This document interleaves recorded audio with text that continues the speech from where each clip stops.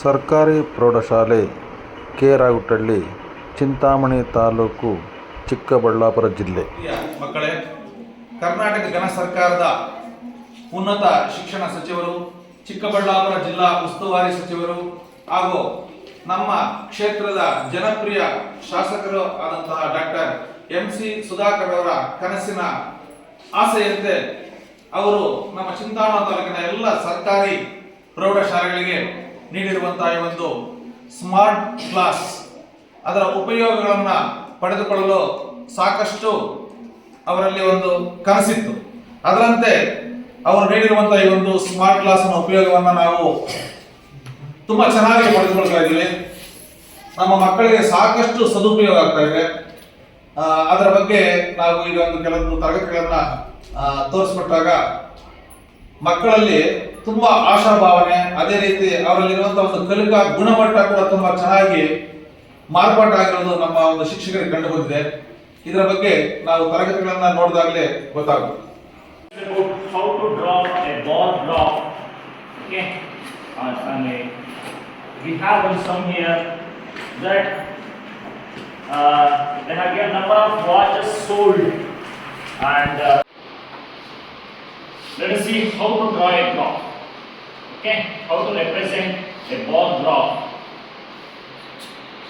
But first, we have to divide graph sheet into 4 parts.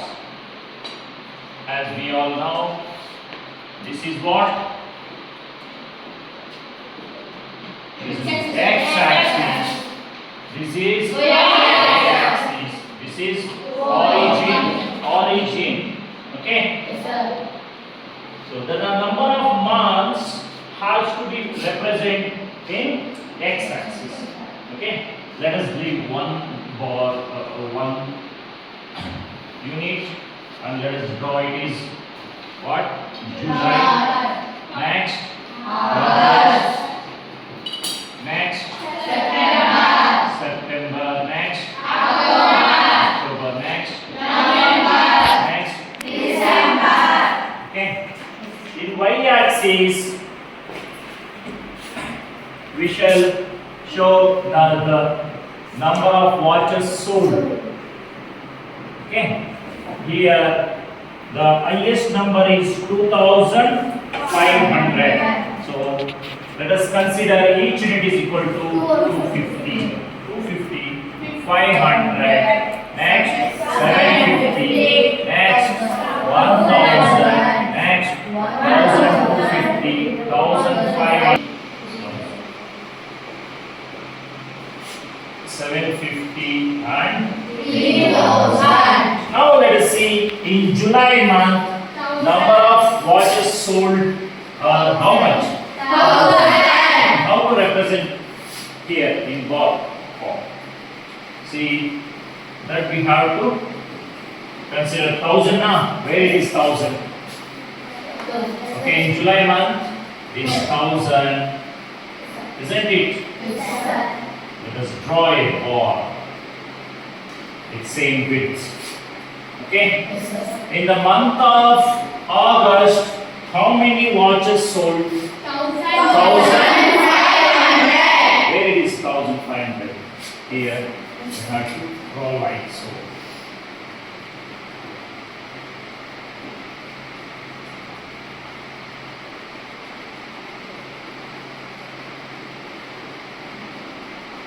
Is it right? Yes, sir. Anybody draw a ball? Anybody? You know.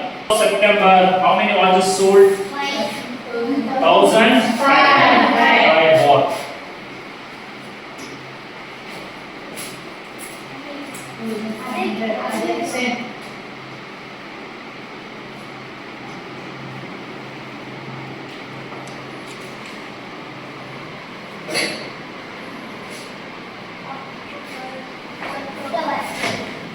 Uniform bit.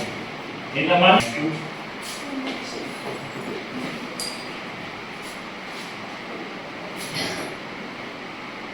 Yeah.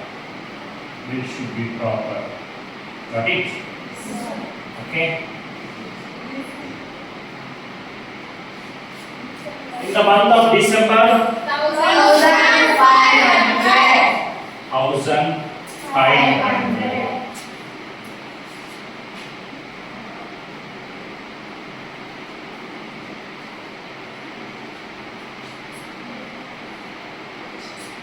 No problem, no problem. You draw it. We come properly. Okay. Thank you. When you come, you go please. The number of watches sold in each month here. 1,000. Right here. Divide it. You choose whichever pen you want. Very good. 1,000. Okay. In the month of August. 1,500. 1,500. In the month of September. 1,500. Thank you. Let us call. Please, come on. Just write how many watches sold in the month of October. 2,000.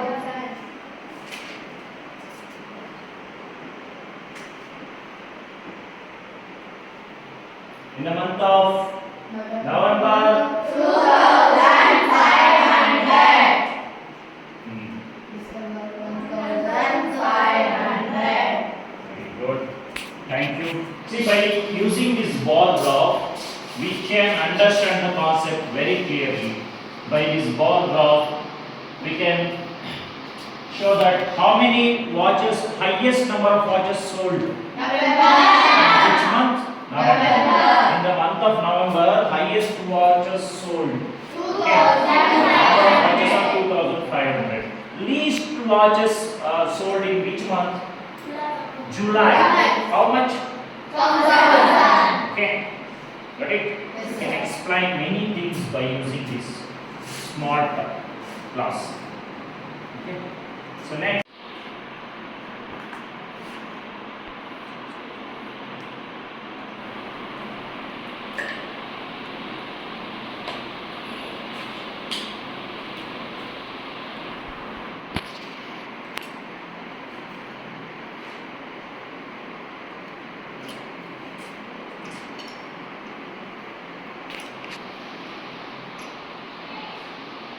Very good. The horizontal line shows x-axis. Vertical line. Y-axis. Okay. So now Tanushree is drawing double bar graph. Okay. So you go to the textbook.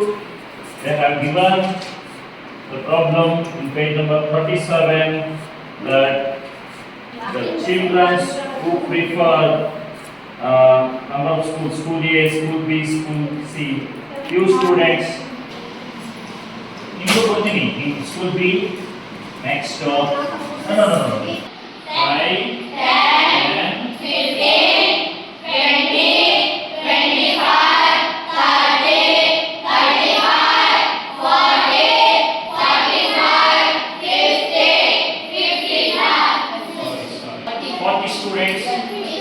Hey, ಮಾಡಬೇಕು.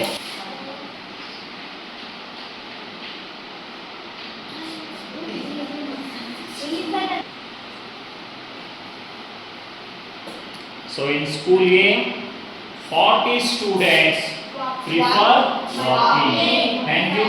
30. First two, let us complete the walking. In school B, how many students prefer walking? 55. Walking. Here.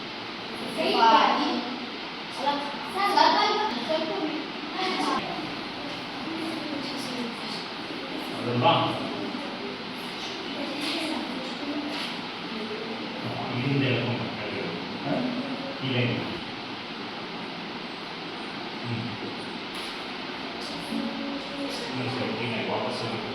Very nice. No problem. Leave it.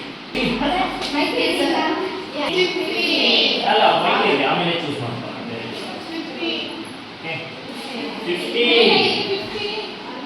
Nice. ಅಲ್ಲ you have to leave it there.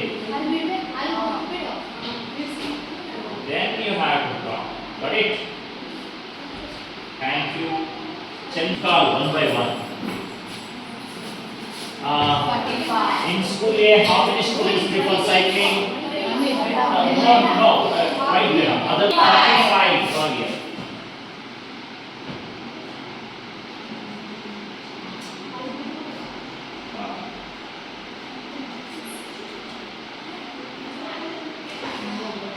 Very nice.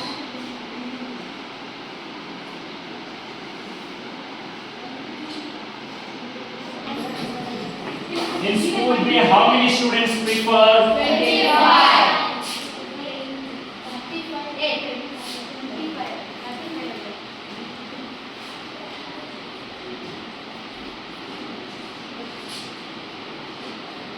Okay.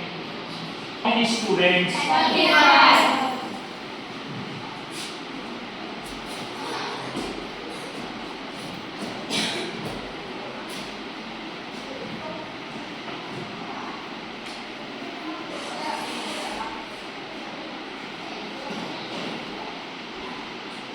Okay. Taking off each. Okay, you write properly. No problem. You write like this one.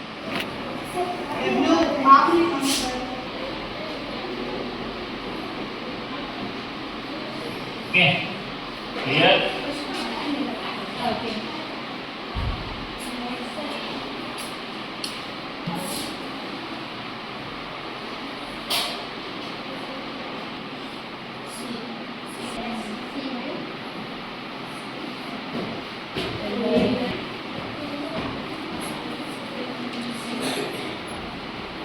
Okay. Okay guys, by using this double bar graph, we can easily explain the preference of students of each school. School A, few students prefer to walk. How many students prefer to walk in school A? 40. How many students prefer cycling in school A? 5. How many students prefer walking in school B? 55. How many students prefer cycling in school B? 25. In school C? 15. 15, that is walking. Okay. Cycling is? 35. Okay. Highest, in which school majority of the students prefer walking? In which school least students prefer cycling, walking? School? Got it? We can explain easily.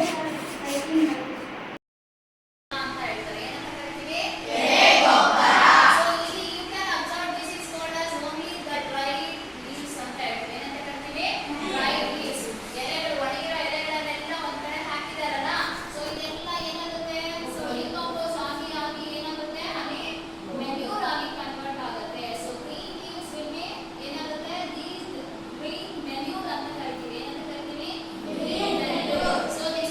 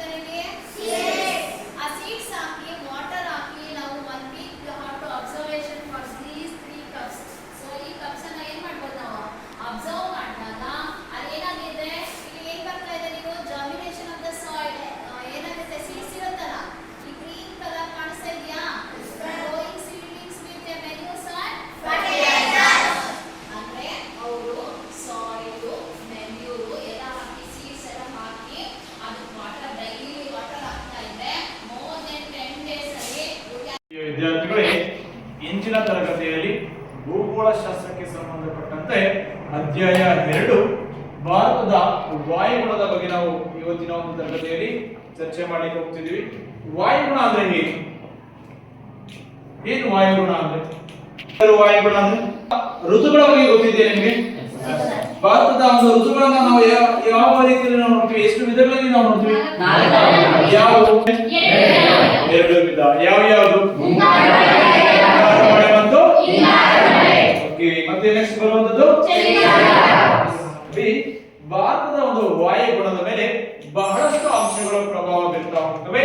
ಆ ಅಂಶಗಳನ್ನು ನಾವು ಒಂದೊಂದೇ ರೀತಿಯಲ್ಲಿ ನಾವು ನೋಡುವುದಾದ್ರೆ ನೋಡಿ, ಭಾರತದ ಒಂದು ವಾಯುಗುಣದ ಮೇಲೆ ಬಹಳಷ್ಟು ಅಂಶಗಳು ಏನು? ಅಕ್ಷಾಂಶ ಆಗಿರಬಹುದು. ನೋಡಿ, ಭಾರತದ ಒಂದು ಉಷ್ಣ ವಲಯದ ಮಾನ್ಸೂನ್ ಮಾದರಿಯ ವಾಯುಗುಣವನ್ನು ಹೊಂದಿರುವಂತದ್ದು ನಾವು ನೋಡಬಹುದು. ನಿಮಗೆ ಈಗಾಗಲೇ ಗೊತ್ತಿದೆ, ನಾವು ಗ್ಲೋಬಲಿ ನಾವು ನೋಡೋದಾದ್ರೆ ಉತ್ತರ ಧ್ರುವ, ದಕ್ಷಿಣ ಧ್ರುವ. ನೋಡಿ, ಭಾರತವು ಉತ್ತರಾರ್ಧ ಗೋಳದ ಪೂರ್ವ ಭಾಗದಲ್ಲಿ ಇರುವಂತದ್ದು ನಿಮ್ಮ ಎಲ್ಲರ ಗಮನಕ್ಕೆ ಗೊತ್ತಿರುವಂತಹ ವಿಚಾರ. ಸೊ ಉತ್ತರಾರ್ಧದ ಪೂರ್ವ ಗೋಳದಲ್ಲಿ ಅಂದ್ರೆ ಕರ್ಕಾಟಕ ಸಂಕ್ರಾಂತಿ ವೃತ್ತ ಏನು ಒಂದು ಕರ್ಕಾಟಕ ಸಂಕ್ರಾಂತಿ ವೃತ್ತ ಹಾದು ಹೋಗುತ್ತೋ ಅಂದ್ರೆ ಏನು? ಸಮಭಾಜಕ ವೃತ್ತ. ಈ ಒಂದು ಅದೇ ರೀತಿ ಮಕರ ಸಂಕ್ರಾಂತಿ ವೃತ್ತ, ಈ ಒಂದು ಮಧ್ಯದ ಭಾಗವನ್ನ ಏನು ಕರಿತೀವಿ ಅಂದ್ರೆ ಉಷ್ಣ ವಲಯ ಅಂತ ಕರಿತೀವಿ. ಸೊ ಆ ಒಂದು ನಿಟ್ಟಿನಲ್ಲಿ ಭಾರತದ ದಕ್ಷಿಣ ಭಾಗವು ಬಹಳಷ್ಟು ಪೂರ್ಣವಾಗಿ ಉಷ್ಣ ವಲಯಕ್ಕೆ ಸೇರುವುದರಿಂದ ಭಾರತವನ್ನು ಏನು ಕರಿತೀವಿ? ಉಷ್ಣ ವಲಯದ ಮಾನ್ಸೂನ್ ಮಾದರಿಯ ವಾಯುಗುಣವನ್ನು ಹೊಂದಿರುವಂತದ್ದು ನಾವು ನೋಡಬಹುದು. ಅದೇ ರೀತಿಯಲ್ಲಿ ಈ ಮಾದರಿಯ ವಾಯುಗುಣದಲ್ಲಿ ಮಾರ್ಗಗಳು ವರ್ಷದಲ್ಲಿ ವಿವಿಧ ಋತುಗಳಲ್ಲಿ ಪರಸ್ಪರ ದಿಕ್ಕಿನಿಂದ ಇದೇನಾಗುತ್ತೆ? ಬೀಸುತ್ತದೆ. ಅಂದ್ರೆ ಏನು? ಜೂನ್, ಜುಲೈ, ಆಗಸ್ಟ್ ತಿಂಗಳಲ್ಲಿ ನೈಋತ್ಯ ಮಾನ್ಸೂನ್ ಮಾರುತಗಳು ಏನು ನೈಋತ್ಯದಿಂದ ಈಶಾನ್ಯದ ಕಡೆಗೆ ಬೀಸುವಂತದ್ದು ನಾವು ನೋಡಬಹುದು. ಅದೇ ರೀತಿಯಲ್ಲಿ ಸೆಪ್ಟೆಂಬರ್ ತಿಂಗಳಿಂದ ಹಿಡಿದು ಸೆಪ್ಟೆಂಬರ್, ಅಕ್ಟೋಬರ್, ನವೆಂಬರ್ ತಿಂಗಳಲ್ಲಿ ಈ ಒಂದು ಈಶಾನ್ಯ ಮಾರುತಗಳು ಏನು ಮತ್ತೆ ಪುನರ್ ವಾಪಸ್ ಆಗುವಂತದ್ದು ನಾವು ನೋಡಬಹುದು. ಅಂದ್ರೆ ಈಶಾನ್ಯ ಮಾರುತಗಳ ನಿರ್ಗಮನ ಕಾಲ ಅಂತ ಕರೀತೀವಿ. ಇಲ್ಲಿ ನಾವು ನೋಡೋದಾದ್ರೆ ನೋಡಿ, ಚಿತ್ರ ಸಮೇತ ನಾನು ತೋರಿಸ್ಕೊಡ್ತೀನಿ. ನೋಡಿ, ಇಲ್ಲಿ ಗಮನಿಸಬಹುದು ಈ ಒಂದು ಚಿತ್ರದ ಮೂಲಕ ನೀವು ನೋಡಿ ನೈಋತ್ಯದ ಒಂದು ಮಾರುತಗಳು ನೋಡಿ, ಈ ಒಂದು ಆರೋವನ್ನು ತೋರಿಸಿದ್ರಲ್ಲ, ನೈಋತ್ಯದಿಂದ ಈಶಾನ್ಯದ ಕಡೆಗೆ ಹೋಗ್ತಾ ಇದೆ. ಮತ್ತೊಂದು ಪಿಕ್ಚರ್ ಅಲ್ಲಿ ನೀವು ಕಾಣಬಹುದು ಈಶಾನ್ಯದಿಂದ ಕಡೆಗೆ ಅಂದ್ರೆ ವಿರುದ್ಧ ದಿಕ್ಕಿನಲ್ಲಿ ಪರಸ್ಪರವಾಗಿ ಏನಾಗ್ತಾ ಇದೆ? ಗಾಳಿ ಬೀಸುವಂತದ್ದು ನಾವು ನೋಡಬಹುದು. ಸೊ ಆ ನಿಟ್ಟಿನಲ್ಲಿ ಇವತ್ತು ಏನಾಗ್ತದೆ? ಭಾರತದ ಒಂದು ವಾಯುಗುಣವನ್ನು ನಾವು ಇಲ್ಲಿ ಮಾಡ್ತೀವಿ, ವಿವಿಧ ಹಂತಗಳಾಗಿ ನಾವು ಸಪರೇಟ್ ಮಾಡಲಿಕ್ಕೆ ಹೋಗ್ತೀವಿ. ಅದಲ್ಲದೆ ಬಹಳಷ್ಟು ಅಂಶಗಳು ಇವುಗಳ ಮೇಲೆ ಏನ್ ಮಾಡುತ್ತೆ? ಪ್ರಭಾವ ಬೀರುವಂತದ್ದು ನಾವು ನೋಡಬಹುದು. ನಾವು ನೋಡ್ತಾ ಇದ್ವಿ ನಾರ್ತ್ ಈಸ್ಟ್ ಮಾನ್ಸೂನ್ ಅಂತ ಕರಿತೀವಿ. ಅಂದ್ರೆ ಏನು ನಾರ್ತ್ ಈಸ್ಟ್ ಅಂದ್ರೆ? ಈಶಾನ್ಯ ಮಾರುತಗಳು. ನೋಡಿ, ಈಶಾನ್ಯ ಮಾರುತಗಳು ಏನಾಗ್ತದೆ ಅಂದ್ರೆ ಇಂಡಿಯನ್ ಓಷನ್. ನೋಡಿ, ಇಲ್ಲಿ ಭಾರತ ಕಾಣ್ತಿದ್ಯಾ? ನೋಡಿ, ಭಾರತದ ಚಿಹ್ನೆ ಕಾಣ್ತಿದ್ಯಾ? ನೋಡಿ, ಈಶಾನ್ಯದಿಂದ ನೈಋತ್ಯ ಕಡೆಗೆ ಬರುವಂತದ್ದು. ನೋಡಿ, ಅದೇ ರೀತಿ ಸೌತ್ ವೆಸ್ಟ್ ಮಾನ್ಸೂನ್ ಅಂದ್ರೆ ಏನು? ಏಪ್ರಿಲ್ ನಿಂದ ಆರಂಭ ಆಗುತ್ತದೆ. ಏಪ್ರಿಲ್, ಜೂನ್, ಜುಲೈ, ಆಗಸ್ಟ್ ಈ ತಿಂಗಳಲ್ಲಿ ಆರಂಭವಾಗುವಂತ ಒಂದು ಈ ನೈಋತ್ಯ ಮಾನ್ಸೂನ್ ಮಾರುತಗಳು ಏನಾಗುತ್ತೆ? ಸಮುದ್ರದಲ್ಲಿ ಉಂಟಾಗುವ ಒತ್ತಡದಿಂದ ಗಾಳಿ ಏನಾಗುತ್ತೆ? ಕ್ರಿಯೇಟ್ ಆಗುವುದು ನಾವು ನೋಡಬಹುದು. ಈ ಗಾಳಿ ನೈಋತ್ಯದಿಂದ ಈಶಾನ್ಯದ ಕಡೆಗೆ ಬೀಸುತ್ತೆ. ಈ ಒಂದು ನಿಟ್ಟಿನಲ್ಲಿ ಈ ಒಂದು ನೈಋತ್ಯದ ಒಂದು ಮಾರುತಗಳನ್ನ ಪಶ್ಚಿಮ ಘಟ್ಟಗಳು ತಡೆಯುವುದರ ಮೂಲಕ ನಮ್ಮ ಭಾರತ ದೇಶದಲ್ಲಿ ಹೆಚ್ಚಿನ ಮಳೆಯನ್ನು ಸುರಿಸುವಂತದ್ದು ನಾವು ನೋಡಬಹುದು. ಇಲ್ಲಿ ಕೆಲವೊಂದು ಪ್ರಶ್ನೆಗಳಿದಾವೆ, ಇವುಗಳಿಗೆ ಯೋಚಿಸಿ ನೀವು ಉತ್ತರವನ್ನು ಕೊಡಬೇಕಾಗುತ್ತೆ. ನೋಡಿ, ಆಫ್ರಿಕಾ ಖಂಡವು ಉಷ್ಣ ವಲಯದ ವಾಯುಗುಣವನ್ನು ಹೊಂದಿದೆ. ಇದಕ್ಕೆ ಕಾರಣವೇನು ಗೊತ್ತಿದೆಯಾ ನಿಮಗೆ? ಯಾಕಂದ್ರೆ ಆಫ್ರಿಕಾ ಖಂಡವು ಸಹ ಅಷ್ಟೇ ಉಷ್ಣ ವಲಯಕ್ಕೆ ಸೇರಿರುವಂತದ್ದು ನಾವು ನೋಡಬಹುದು. ಇಲ್ಲಿ ಪಿಕ್ಚರ್ ನಿಮ್ಗೆ ಕಾಣ್ತಿದೆ ಅಂತ ಹೇಳ್ತೀವಿ. ನೋಡಿ, ಈ ಒಂದು ವಲಯ ಏನಿದೆ ನೋಡಿ, ಸಮಭಾಜಕ ವೃತ್ತ 0 ಡಿಗ್ರಿ ಇದೆಯಲ್ಲ. ನೋಡಿ, ಈ ಎರಡು ಲೇಯರ್ ಏನು? ಕರ್ಕಾಟಕ ಸಂಕ್ರಾಂತಿ ವೃತ್ತ ಮತ್ತು ಮಕರ ಸಂಕ್ರಾಂತಿ ವೃತ್ತ. ಈ ಎರಡು ವೃತ್ತಗಳು ಏನ್ ಕಾಣ್ತಿದ್ಯೋ ಈ ಒಂದು ವಲಯವನ್ನು ಏನಂತ ಕರಿತೀವಿ? ಉಷ್ಣ ವಲಯ ಅಂತ ಕರಿತೀವಿ. ಯಾಕಂದ್ರೆ ಸೂರ್ಯನ ಲಂಬ ಕಿರಣಗಳು ನೇರವಾಗಿ ಈ ಒಂದು ಪ್ರದೇಶದ ಮೇಲೆ ಬೀಳ್ತದೆ. ಸೂರ್ಯನ ಲಂಬ ಕಿರಣಗಳು ಈ ಪ್ರದೇಶದ ಮೇಲೆ ನೇರವಾಗಿ ಬೀಳುವುದರಿಂದ ಈ ಒಂದು ಜಾಗದಲ್ಲಿ ಅಥವಾ ಈ ಒಂದು ಪ್ಲೇಸ್ ಅಲ್ಲಿ ಏನಾಗುತ್ತೆ? ಉಷ್ಣಾಂಶ ಅನ್ನುವಂಥದ್ದು ಜಾಸ್ತಿ ಇರುತ್ತದೆ. ಅದಕ್ಕೋಸ್ಕರ ಭಾರತ ಯಾವ ಒಂದು ವಲಯಕ್ಕೆ ಸೇರಿದೆ? ಮಾನ್ಸೂನ್ ಅಂದ್ರೆ ಉಷ್ಣ ವಲಯದ ಮಾನ್ಸೂನ್ ವಾಯುಗುಣವನ್ನು ಹೊಂದಿರುವಂತದ್ದು ನಾವು ನೋಡಬಹುದು. ನೋಡಿ, ಈ ಪಿಕ್ಚರ್ ಕಾಣ್ತಿದೆಯಾ ಭಾರತದ? ನೋಡಿ, ಈ ಒಂದು ವಲಯವನ್ನು ಏನು ಕರಿತೀವಿ? ಉಷ್ಣ ವಲಯ ಅಂತ ಕರೆಯುವಂತದ್ದು ನಾವು ನೋಡಬಹುದು.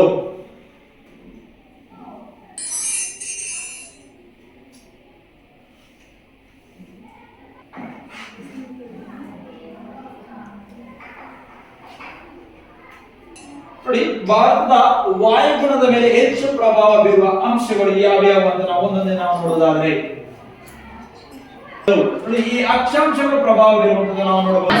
ನೋಡಿ, ಕರ್ನಾಟಕ ಸಂಕ್ರಾಂತಿ ವೃತ್ತ ಆಗಿರ್ಬೋದು, ಸಮಭಾಜಕ ವೃತ್ತ ಆಗಿರ್ಬೋದು, ಇಲ್ಲಿ ಮಕರ ಸಂಕ್ರಾಂತಿ ವೃತ್ತಗಳು ಸಹ ಬಹಳಷ್ಟು ಪ್ರಭಾವ ಬೀರ್ತವೆ. ವಾಯುಗುಣ ಬದಲಾವಣೆ ಆಗುತ್ತದೆ. ನೋಡಿ, ನಾವು ಪ್ರತಿ ವರ್ಷ ಯುಗಾದಿ ದಿನ ಏನು ಆಚರಣೆ ಮಾಡ್ತೀವಿ? ಹೊಸ ವರ್ಷ ಆಚರಣೆ ಮಾಡ್ತೀವಿ. ಯಾಕಂದ್ರೆ ಪ್ರಕೃತಿಯಲ್ಲಿ ಏನಾಗುತ್ತೆ, ಬದಲಾವಣೆಗಳನ್ನ ನಾವು ನೋಡ್ತಾ ಹೋಗ್ತೀವಿ. ಸೊ ಇದು ಒಂದು ಅಂಶ ಅಂತ ಹೇಳ್ಬೋದು. ಸಮುದ್ರ ಮಟ್ಟದಿಂದ ಇರುವಂತ ಎತ್ತರ. ಭಾರತದ ಬಹುತೇಕ ಪ್ರದೇಶವು ಸಮುದ್ರ ಮಟ್ಟಕ್ಕಿಂತ ಎತ್ತರ ಇದೆ. ನೀವು ಬೇಕಾದ್ರೆ ಗಮನಿಸಿ, ನಮ್ಮ ಭಾಗದಿಂದ ನಾವು ಧರ್ಮಸ್ಥಳ ಅಥವಾ ಬೀಚ್ ಗಳ ಕಡೆ ಹೋದಂತ ಸಂದರ್ಭದಲ್ಲಿ ನಾವು ಹೋಗ್ತಾ ಇಳಿಮುಖವಾಗಿ ಹೋಗಬೇಕಾಗತ್ತೆ.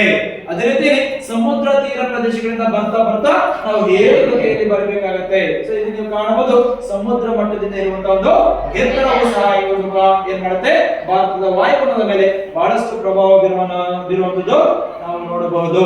ಸಾಗರಗಳಿಂದ ಇರುವ ದೂರ, ನೀವು ಮೊನ್ನೆ ಟೆಸ್ಟ್ ಅಲ್ಲಿ ನೋಡಿದಿರುವ ಒಂದು ಕ್ವಶನ್.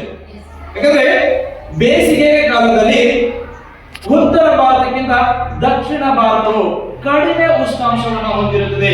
ಏಕೆ ಅಂದ್ರೆ ಅದಕ್ಕೆ ಸಮುದ್ರಗಳಿರುವಂತಹ ಹತ್ತಿರ ಅಂತ ಹೇಳ್ತೀವಿ, ಹೌದಲ್ವಾ? ನೋಡಿ, ಇವತ್ತು ಬಹಳಷ್ಟು ಪ್ರದೇಶ ಏನಾಗಿದೆ, ಸಾಗರಗಳಿಂದ ಏನಾಗಿದೆ, ಬಹಳಷ್ಟು ದೂರ ಇರುವಂತದ್ದು ನಾವು ನೋಡಬಹುದು. ಈ ಸಾಗರಗಳಿಂದ ಇರುವಂತಹ ಒಂದು ದೂರವೂ ಸಹ ಏನಾಗುತ್ತೆ, ಭಾರತದ ವಾಯುಗುಣದ ಮೇಲೆ ಪ್ರಭಾವ ಬೀರುವಂತದ್ದು ನಾವು ನೋಡಬಹುದು. ದೆಹಲಿ ಮತ್ತೆ ಬೆಂಗಾಲ್ನ ದೂರವನ್ನು ನಾವು ನೋಡಬಹುದು. ನಾವು ಮುಂದುವರಿತಾ ಮಾರುತಗಳ ದಿಕ್ಕು, ನಾವು ಈಗಾಗಲೇ ನಾವು ಡಿಸ್ಕಸ್ ಮಾಡಿದ್ವಿ. ನೈಋತ್ಯ ಮಾನ್ಸೂನ್ ಮಾರುತಗಳು ಮತ್ತು ಈಶಾನ್ಯ ಮಾನ್ಸೂನ್ ಮಾರುತಗಳ ದಿಕ್ಕು. ಆ ದಿಕ್ಕು ಏನಾಗುತ್ತೆ, ಬದಲಾವಣೆ ಆಗುವುದರ ಮೂಲಕ ಭಾರತದ ವಾಯುಗುಣ ಏನಾಗುತ್ತೆ, ಪ್ರಕೃತಿ ಅನ್ನುವಂಥದ್ದು ಏನಾಗುತ್ತೆ, ಪ್ರಕೃತಿಯ ಮೇಲೆ ಬಹಳಷ್ಟು ಪ್ರಭಾವ ಬೀರುವುದನ್ನು ನಾವು ನೋಡಬಹುದು. ಮುಂದಿನ ಅಂಶ ಯಾವುದಪ್ಪ ಅಂತ ನಾವು ನೋಡೋದಾದ್ರೆ ಪರ್ವತ ಸರಣಿಗಳ ಹಬ್ಬಿರುವ ರೀತಿ. ಭಾರತದಲ್ಲಿ ಉತ್ತರದಲ್ಲಿ ಹಿಮ ಪರ್ವತಗಳನ್ನು ನಾವು ನೋಡ್ತೀವಿ, ಹಿಮಾಲಯ ಪರ್ವತ ಪ್ರದೇಶಗಳನ್ನು ನಾವು ಕಾಣ್ತೀವಿ. ಈ ಹಿಮ ಪರ್ವತಗಳು ಏನ್ ಮಾಡುತ್ತೆ, ಈಶಾನ್ಯ ಮಾರುತಗಳನ್ನ ತಡೆಯುವುದರ ಮುಖೇನ ಏನ್ ಮಾಡುತ್ತೆ, ಭಾರತದಲ್ಲಿ ಯಥೇಚ್ಛವಾದಂತಹ ಒಂದು ಮಳೆಯನ್ನ ಸುರಿಸಲಿಕ್ಕೆ ಕಾರಣ ಆಗ್ತವೆ. ಸೊ ಹಾಗಾಗಿ ಈ ಅಂಶವು ಸಹ ಏನಾಗುತ್ತೆ, ಬಹಳಷ್ಟು ಪ್ರಭಾವವನ್ನು ಬೀರುವಂತದ್ದು ನಾವು ನೋಡಬಹುದು. ನಿಮ್ಗೆಲ್ಲರಿಗೂ ಒಂದು ಡೌಟ್ ಬರ್ತಾ ಇರ್ಬೋದು. ನೋಡಿ, ಬೆಂಗಳೂರು ಸಹ ಯಥೇಚ್ಛವಾದಂತಹ ಒಂದು ಮಳೆ ಸುರಿಯುತ್ತೆ. ಯಾಕೆ? ಬಹಳಷ್ಟು ಏನಾಗಿದ್ದಾವೆ, ಅಪಾರ್ಟ್ಮೆಂಟ್ಸ್, ಬಿಲ್ಡಿಂಗ್ಸ್ ಇವು ಏನ್ ಮಾಡುತ್ತೆ, ಮೋಡಗಳನ್ನ ತಡೆಯುವಂತದ್ದು ನಾವು ನೋಡಬಹುದು. ಈ ಮೋಡಗಳನ್ನ ತಡೆಯುವುದರ ಮೂಲಕ ಅಲ್ಲಿ ಏನ್ ಮಾಡುತ್ತೆ, ಹೆಚ್ಚು ಒಂದು ಮಳೆಯನ್ನು ಸುರಿಸುವಂತದ್ದು ನಾವು ನೋಡಬಹುದು. ಒಂದು ಪ್ರವಾಹಗಳು, ನೋಡಿ, ಈ ಒಂದು ಸಾಗರದ ಒಂದು ಪ್ರವಾಹಗಳು ಸಹ ಬಹಳಷ್ಟು ಪ್ರಕೃತಿಯ ಮೇಲೆ ಪ್ರಭಾವ ಬೀರುತ್ತೆ. ನೋಡಿ, ಸಾಗರದ ಒಂದು ಆಳದಲ್ಲಿ ಯಾವಾಗ ಒತ್ತಡ ಜಾಸ್ತಿ ಆಗುತ್ತೋ, ಈ ಒತ್ತಡದಿಂದ ಏನಾಗುತ್ತೆ, ಸುನಾಮಿಗಳು ಆರಂಭ ಆಗುತ್ತೆ. ಸೊ ನೀವು ನೋಡಬಹುದು, ಇದು ನವೆಂಬರ್ ಮತ್ತೆ ಡಿಸೆಂಬರ್ ತಿಂಗಳಲ್ಲಿ ನೋಡಿ, ಈ ಒಂದು ಕಾಲಘಟ್ಟದ ಸಂದರ್ಭದಲ್ಲಿ ಈ ಸುನಾಮಿಗಳು ಅಂದ್ರೆ ಚಂಡಮಾರುತಗಳು ಅಪ್ಪಳಿಸುವಂತದ್ದನ್ನು ನಾವು ನೋಡಬಹುದು. ಯಾಕಂದ್ರೆ ಸಮುದ್ರದಲ್ಲಿ ಅದು ಯಥೇಚ್ಛವಾಗಿ ಬಂಗಾಳ ಕೊಲ್ಲಿಯಲ್ಲಿ ಯಥೇಚ್ಛವಾದಂತಹ ಒಂದು ಗಾಳಿಯ ಒತ್ತಡದಿಂದ ಏನಾಗುತ್ತೆ, ಚಂಡಮಾರುತಗಳು ಪ್ರಕೃತಿಗೆ ಅಪ್ಪಳಿಸುವಂತದ್ದನ್ನು ನಾವು ನೋಡಬಹುದು. ಆ ಒಂದು ಸಂದರ್ಭದಲ್ಲಿ ಸಂಪೂರ್ಣ ದಕ್ಷಿಣ ಭಾರತದ ಹವಾಗುಣ ಏನಾಗುತ್ತೆ ಅಂದ್ರೆ ಮೋಡ ಕವಿದ ವಾತಾವರಣವನ್ನು ನಾವು ನೋಡಬಹುದು. ಸಂಪೂರ್ಣ ಆ ದಿನ ಕೂಡ ಏನಾಗುತ್ತೆ, ಮೋಡ ಕವಿದ ವಾತಾವರಣ ಇರುತ್ತೆ. ಅದೇ ರೀತಿ ಕಡಿಮೆ ಮಳೆ ಬೀಳ್ತಾ ಇರ್ತದೆ. ನೋಡಿ, ಜಿನಿ ಮಳೆ ಅನ್ನೋದು ಜಿನುತ್ತಾ ಬೀಳ್ತಾ ಇರುವಂತದ್ದು ನಾವು ನೋಡಬಹುದು. ನೋಡಿ, ಅವತ್ತಿನ ಒಂದು ವಾಯುಗುಣ ಆಗಿರ್ಬೋದು ಅಥವಾ ನಮ್ಮ ಹವಾಮಾನ ಏನಾಗಿರುತ್ತೆ, ಬಹಳಷ್ಟು ಬದಲಾವಣೆಗಳಿಗೆ ಕಾರಣ ಆಗುವಂತದ್ದು ನಾವು ನೋಡಬಹುದು. ಎಷ್ಟು ಭಾರತದ ಒಂದು ವಾಯುಗುಣದ ಮೇಲೆ ಪ್ರಭಾವ ಬೀರುವ ಅಂಶಗಳು. ಒಂದು ಋತುಗಳ ಬಗ್ಗೆ ಈಗಾಗಲೇ ಗೊತ್ತಿದೆ. ಭಾರತದ ಋತುಗಳನ್ನು ನಾವು ಎಷ್ಟು ಭಾಗವಾಗಿ ವಿಭಜನೆ ಮಾಡ್ತೀವಿ? ಮೊದಲನೇದು ಯಾವುದು? ಎರಡನೇದು ಯಾವುದು? ಮೂರನೇದು? ನಾಲ್ಕನೇದು? ಒಂದೊಂದೇ ಇಲ್ಲಿ ನಾವು ನೋಡುವುದಾದ್ರೆ ನೋಡಿ, ಚಳಿಗಾಲ ಅನ್ನುವಂಥದ್ದು ಯಾವ ತಿಂಗಳಿಂದ ಆರಂಭ ಆಗುತ್ತೆ? ಡಿಸೆಂಬರ್ ನಿಂದ. ಬೇಸಿಗೆ ಕಾಲ ಮಾರ್ಚ್ ಇಂದ. ಮಳೆಗಾಲ, ಮಳೆಗಾಲ ಏನು ಮುಂಗಾರು ಮಳೆ ಅಂತ ಕರಿತೀವಿ. ನೋಡಿ, ಈ ಜೂನ್ ನಮ್ಗೆ ಶಾಲೆಯ ಪ್ರಾರಂಭ ಅಂದ್ರೆ ನಮ್ಗೆ ಮಳೆ ಏನ್ ಮಾಡುತ್ತೆ, ನಮ್ಗೆ ಶಾಲೆಗೆ ಸ್ವಾಗತ ಕೋರುವಂತದ್ದು ನಾವು ನೋಡಬಹುದು. ನೋಡಿ, ಯಾವ ತಿಂಗಳಲ್ಲಿ ಆರಂಭ ಮಳೆಗಾಲ? ಜೂನ್ ನಿಂದ ಸೆಪ್ಟೆಂಬರ್. ಅದೇ ರೀತಿಯಲ್ಲಿ ಮಾನ್ಸೂನ್ ಮಾರುತಗಳ ನಿರ್ಗಮನ ಕಾಲ ಅಂತ ಕರಿತೀವಿ. ಏನು ನೈಋತ್ಯ ಮಾರುತಗಳು ಏನಾಗುತ್ತೆ, ಈ ತಿಂಗಳ ಒಂದು ಕಾಲಘಟ್ಟದಲ್ಲಿ ವಾಪಸ್ಸಾಗುವುದನ್ನು ನಾವು ನೋಡಬಹುದು. ಇದನ್ನ ಏನಂತ ಕರಿತೀವಿ? ಇಂಗಾಲ. ಮಾನ್ಸೂನ್ ಮಾರುತಗಳ ನಿರ್ಗಮನ ಕಾಲ ಅಂತ ಕರಿತೀವಿ. ಇನ್ನೊಂದು ಹೆಸರಲ್ಲಿ ಏನ್ ಕರೀಬಹುದು? ಕರೀಬಹುದು. ಇನ್ನೂ ಒಂದು ಹೆಸರಲ್ಲಿ ಏನ್ ಕರೀಬಹುದು? ಈಶಾನ್ಯ ಮಾರುತಗಳ ನಿರ್ಗಮನ ಕಾಲ ಅಂತ ಕರೀಬಹುದು. ಗೊತ್ತಿದ್ಯಾ? ವಿದ್ಯಾರ್ಥಿಗಳಿಗೆ, ಆತ್ಮೀಯ ವಿದ್ಯಾರ್ಥಿಗಳೇ, ನಮಗೆ ಈ ಸ್ಮಾರ್ಟ್ ಕ್ಲಾಸಿಂದ ತುಂಬ ಚೆನ್ನಾಗಿ ತುಂಬ ಎಫೆಕ್ಟಿವ್ ಆಗಿ ಮಕ್ಕಳಿಗೆ ವಿಷಯವನ್ನು ಮುಟ್ಟಿಸ್ಬೋದು. ಉದಾಹರಣೆಗೆ ನಾವು ನೋಡೋದಾದರೆ ನೋಡಿ, ಇದೇ ಸ್ಮಾರ್ಟ್ ಕ್ಲಾಸ್ನ ಬಳಸಿ ಯಾವ್ಯಾವ ಶೇಪ್ಸ್ ಬೇಕೋ ಮಕ್ಕಳಿಗೆ ಈಸಿಯಾಗಿ ನೋಡ್ಬೋದಾಗಿದೆ. ಗೊತ್ತಾಗ್ತಾ ಇದೆಯಾ? ನಿಮ್ಮೆಲ್ಲರಿಗೂ ಗೊತ್ತಿದೆ ಈ ಎಲ್ಲ ವಿಷಯಗಳನ್ನ ಚತುರ್ಭುಜಗಳು ಮತ್ತು ಚತುರ್ಭುಜ ಇರ್ಬೋದು, ತ್ರಿಭುಜ ಇರ್ಬೋದು, ಪ್ರತಿಯೊಂದನ್ನು ನಾವಿಲ್ಲಿ ಈಸಿಯಾಗಿ ತುಂಬ ಸುಲಭವಾಗಿ ತೋರಿಸ್ಬೋದಾಗಿದೆ. ಗೊತ್ತಾಗ್ತಾ ಇದೆಯಾ? ಬಹುಭುಜಾಕೃತಿಗಳ ಬಗ್ಗೆ ನಾವು ತುಂಬ ಚೆನ್ನಾಗಿ ಇಲ್ಲಿ ತಿಳಿಬೋದಾಗಿದೆ. ನೆಕ್ಸ್ಟ್ ಅದೇ ರೀತಿ ಘನಾಕೃತಿಗಳ ಬಗ್ಗೆನೂ ನಾವು ತುಂಬ ಎಫೆಕ್ಟಿವ್ ಆಗಿ ಸ್ಮಾರ್ಟ್ ಕ್ಲಾಸ್ನ ಬಳಸಿ ನಾವು ಎಕ್ಸ್ಪ್ಲೈನ್ ಮಾಡಬಹುದಾಗಿದೆ. ಉದಾಹರಣೆಗಳಾದರೆ ಘನ ಚೌಕಗಳು. ಓಕೆ. ಸೊ ನೆಕ್ಸ್ಟು ಸಿಲಿಂಡರ್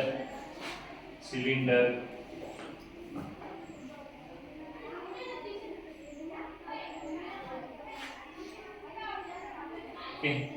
ನೋಡಿ, ಏನು the beauty of smart class ಏನಂದರೆ we can do everything here only.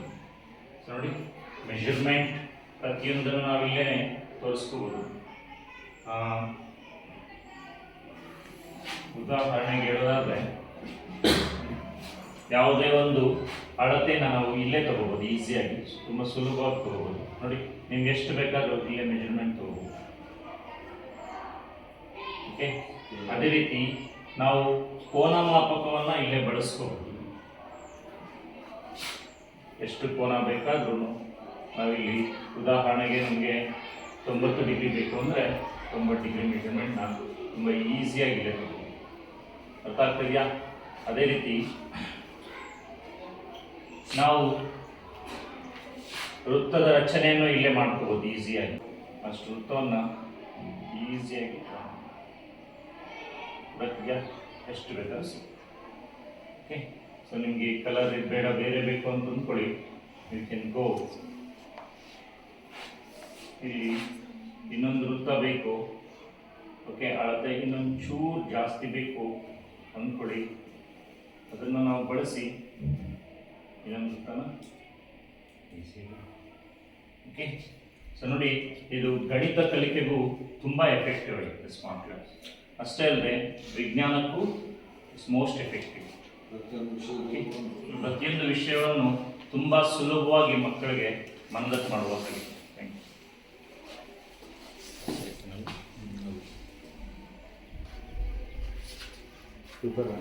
ಹೆಸರು ಚಂದನಬಾಯಿ. ಸರ್ಕಾರಿ ಪ್ರೌಢಶಾಲೆ ಕೆ ರಾಗುಟ್ಟಹಳ್ಳಿ, ಚಿಂತಾಮಣಿ ತಾಲೂಕಿನ 10ನೇ ತರಗತಿಯಲ್ಲಿ ಓದುತ್ತಿದ್ದೇನೆ. ಪ್ರಸ್ತುತ ನಮ್ಮ ಶಾಲೆಯಲ್ಲಿ ಸ್ಮಾರ್ಟ್ ತರಗತಿಗಳನ್ನು ನಡೆಸಿಕೊಡುತ್ತಿದ್ದು, ಈ ತರಗತಿಗಳು ನಮ್ಮ ಬಹಳಷ್ಟು ಪ್ರಭಾವವನ್ನು ಬೀರುತ್ತಿದೆ. ಇದರಿಂದ ನಮಗೆ ಹೆಚ್ಚು ಜ್ಞಾಪಕವಿರುತ್ತದೆ ಹಾಗೂ ಇದರ ಮೇಲೆ ಹೆಚ್ಚಿನ ಆಸಕ್ತಿ ಉಂಟು ಮಾಡುತ್ತದೆ. Thank you.